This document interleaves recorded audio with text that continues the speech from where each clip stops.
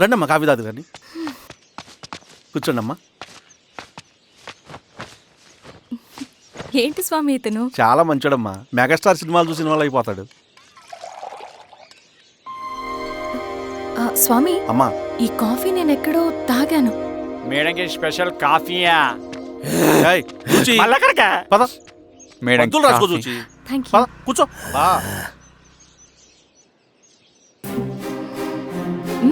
Coffee బాగుంది. ఎవరు చేశారు? మా రవణ పెట్టాడమ్మా. రవి? ఎవరు రమ్మను? రవణ మేడం పిలుస్తున్నారు.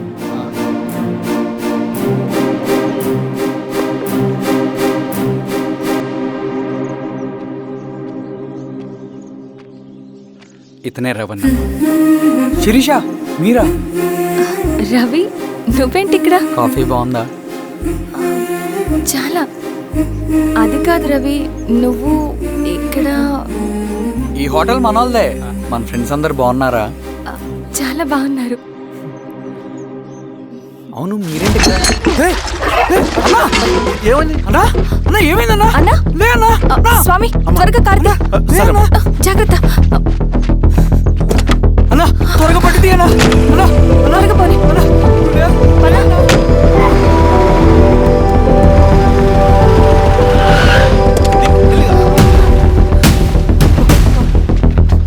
డాక్టర్ డాక్టర్ డాక్టర్ ఏమైంది? డాక్టర్ త్వరగా చూడండి డాక్టర్. లోపలికి తీసుకురండి.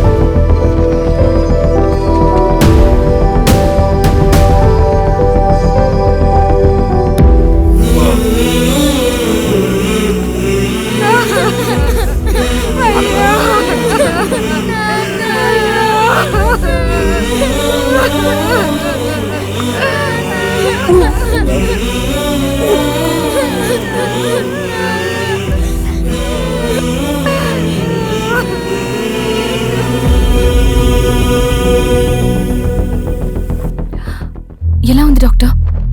డాక్టర్ చనిపోయాడమ్మా.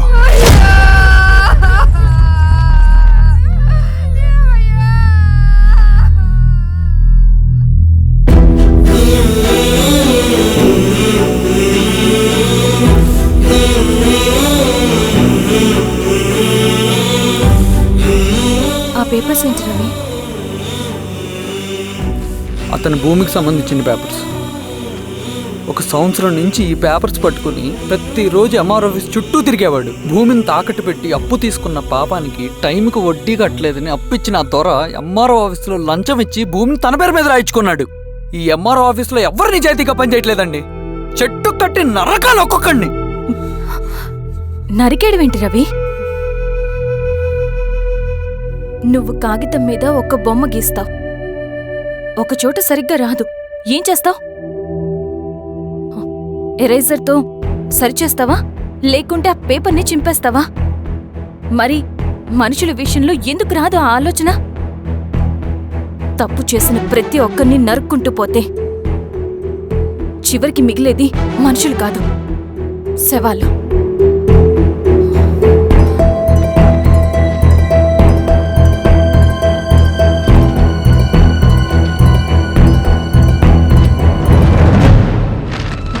పదరవి రా.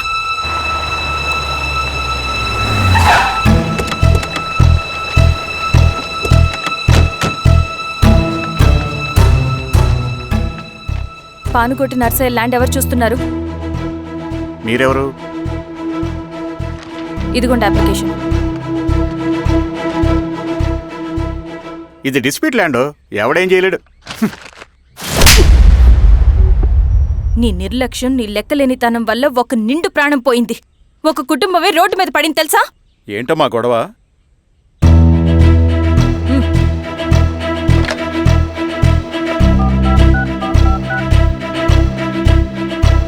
Hello sir.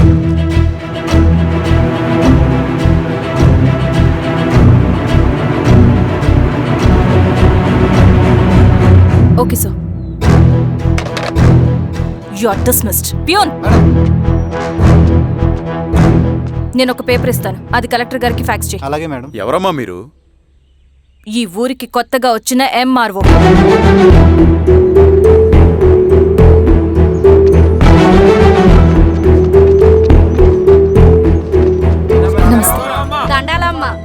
మీ పరిస్థితులు నాకు తెలుసు. పని చేస్తేనే మీకు పూట గడుస్తుంది. పనులు మానుకుని మీరు ఈ ఆఫీస్ చుట్టూ తిరగాల్సిన అవసరం లేదు. మరి ఎట్టాగమ్మా? నేనే మీ ఊరొస్తాను. ఆ రోజు అరగంట వీలు చూసుకుంటే చాలు, మీ పని పూర్తయిపోతుంది. దండాలమ్మా.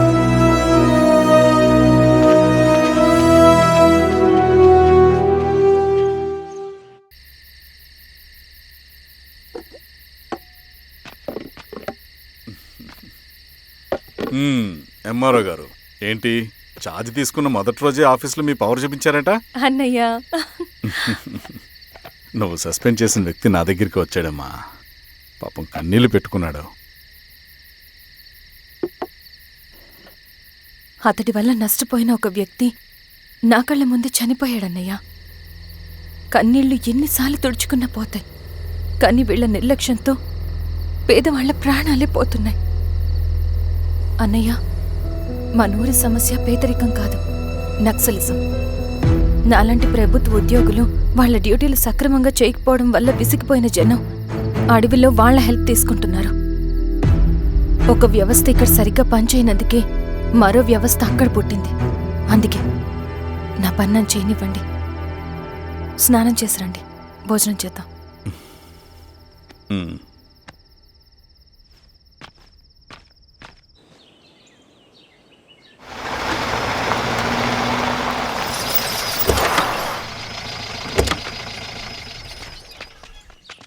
నమస్కారం అమ్మా. నమస్తే. ఇలా రండి. మీ ఊరు నుంచి కొందరు ఎంఆర్ఓ ఆఫీస్లో అప్లికేషన్స్ ఇచ్చారు. తను వాళ్ళ పేర్లు చెప్తారు, వాళ్ళని పిలవండి. అలాగే మేడం. వెళ్ళండి. Madam, coffee. నువ్వెప్పుడు వచ్చావు రవి? మీరు గంటకోసారి కాఫీ కావాలంటారు కదా, మాటి మాటికి వెళ్ళి రావడం ఎందుకని వచ్చేసా.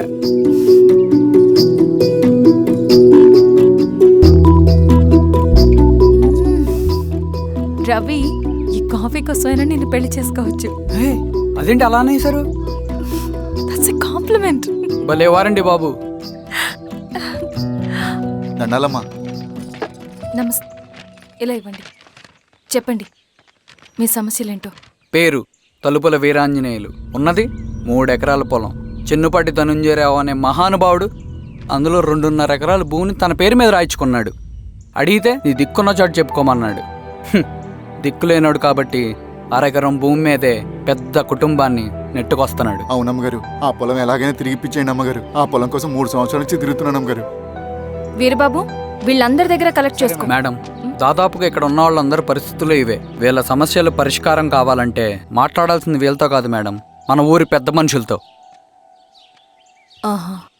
ఇందు మూలంగా 50 మంది గ్రామ ప్రజలకి తెలియజేయదేవనగా శ్రీరామగిరి గ్రామ పంచాయతీ మోతుబడి రైతులు, సన్న చిన్నకారు రైతులందరూ రేపు ఉదయం 10 గంటలకి ఎంఆర్ఓ ఆఫీస్ దగ్గరికి రావాలా.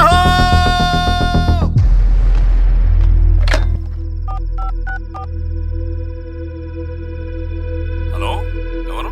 నమస్తే బాబాయ్, నేను ఈశ్వర్ రెడ్డి. ఎలా ఉన్నావు? బాగున్నా. చెప్పు బాబాయ్, శిరీష్ ఎంఆర్ ఆఫీస్లో భూ సమస్యల గురించి రేపు మీటింగ్ ఏర్పాటు చేసింది. ఈ విషయం మన వాళ్ళంతా ఎలా తీసుకుంటారో అర్థం కావట్లేదు. అందుకనే మీకు ఫోన్ చేశాను. శిరీష్ చెప్పింది చేయండి, అదే మనకి కలిసి వస్తుంది. సరే బాబాయ్, ఉంటాను.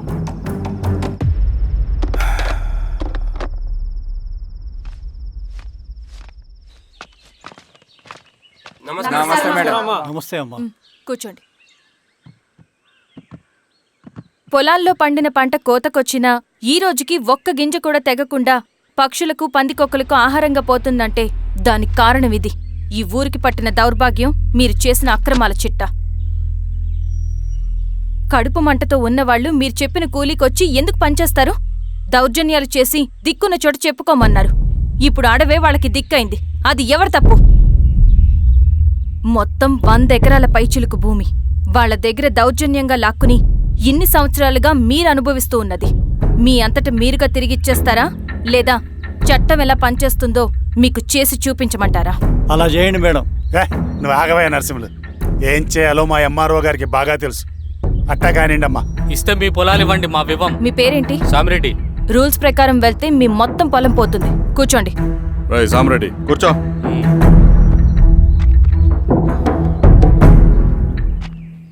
ఏమ్మా, సంతోషమేగా? మరీ నువ్వు అనుకున్నంత చెడ్డవాళ్ళేం కదమ్మా మనోళ్ళు.